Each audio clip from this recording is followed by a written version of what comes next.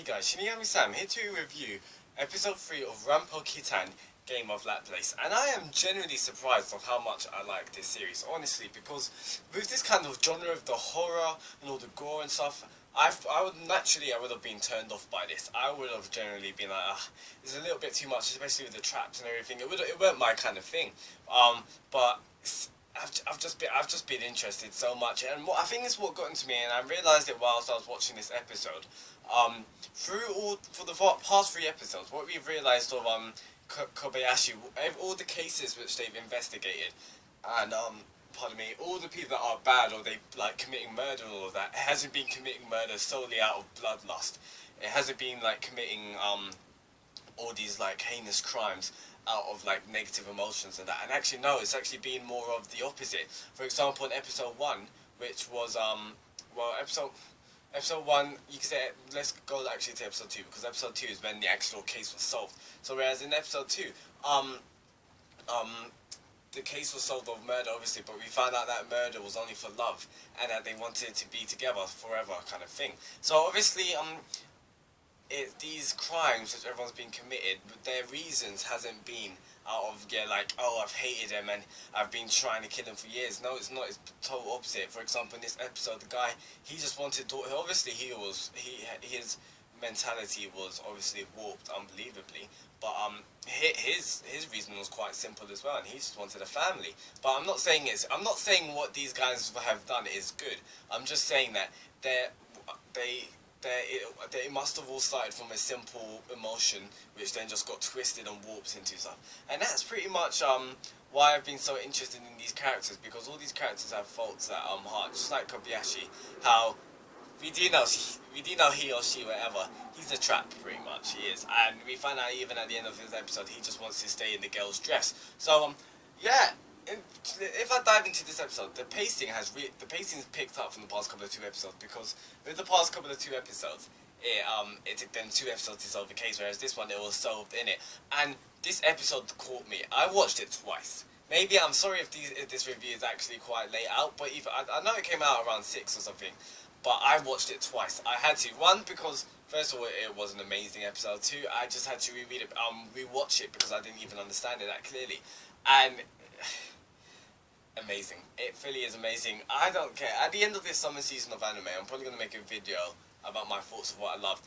I can assure you that Ranpo Kitan will definitely, if it keeps on continuing like this, it'll definitely be up near to the top, because it's an amazing series. It's been amazing the past couple of episodes. And let me just dive into this. So pretty much, we find out about this this criminal called Shadow Man, I believe. And this Shadow Man, he has a motive for girls, for women, basically.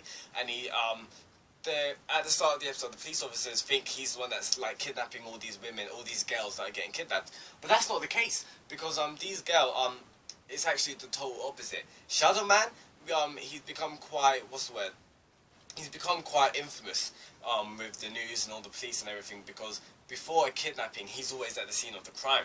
And the reason why he's always at the scene of the crime is because he said it himself. And I'm paraphrasing, but quite kind of quoting his words. He said that he treats women like women are like God to him. So he would never want to harm women. That's why he's never harmed them, and he'll never kidnap him. So every time, he's always been at the scene of a crime before one of the girls get kidnapped, because he doesn't want them to get kidnapped. Whereas this person, I don't even know if we found out his name, but this guy's a freak anyway. He's he's creepy as. The character design for him, it was scary. But honestly, either way,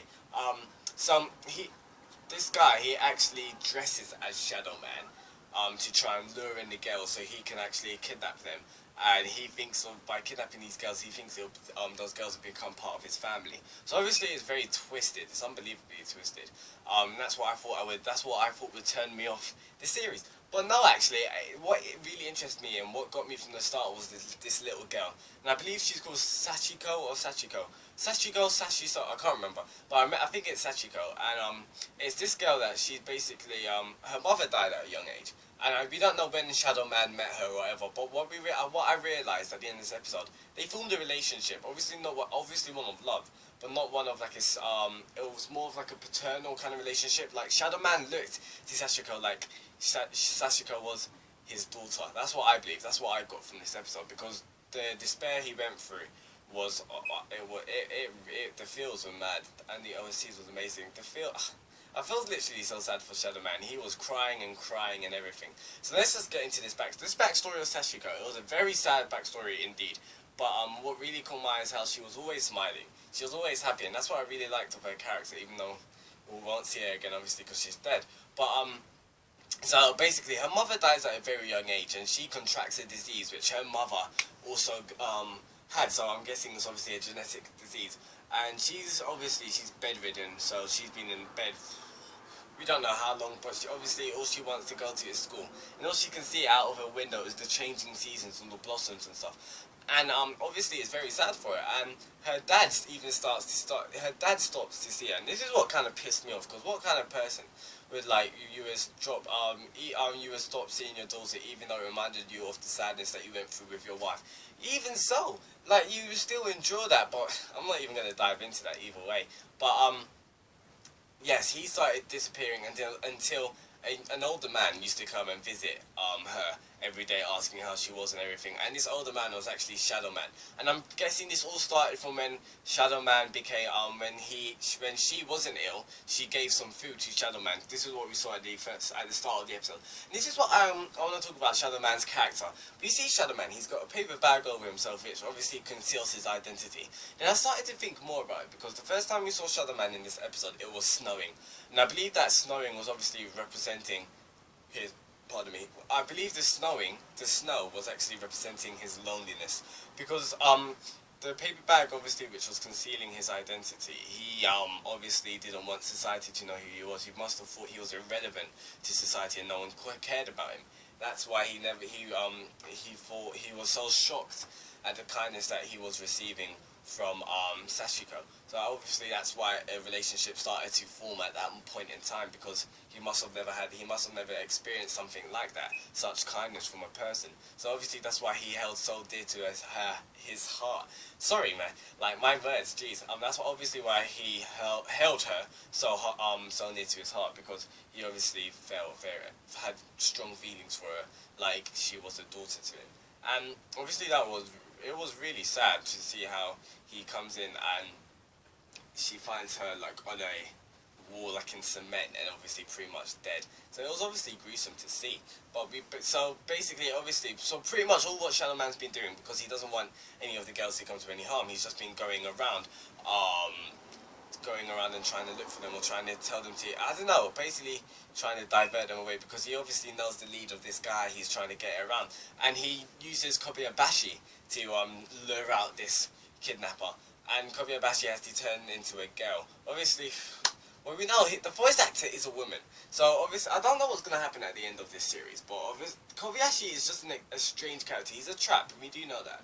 But he's just a very strange character indeed. I'm quite weirded out by him, but I'm not saying anything.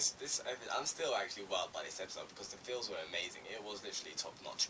So I'm actually quite hyped for the next episode, especially the sadness we saw at the end when he was just like, "Oh, I'm sorry, I broke my promise." Because after she came out of the hospital, she was like, "Thank you for doing this." She found out it was the Shadow Man, that the nurse that was coming to her every day, and the old man that was coming to her every day asking how she was, it was Shadow Man. And Shadow Man even paid for the operation that the father couldn't afford to. So Shadow Man done all of this, and the girl realized and gave him her thanks. And he was just so happy, because she was smiling and she had such happiness.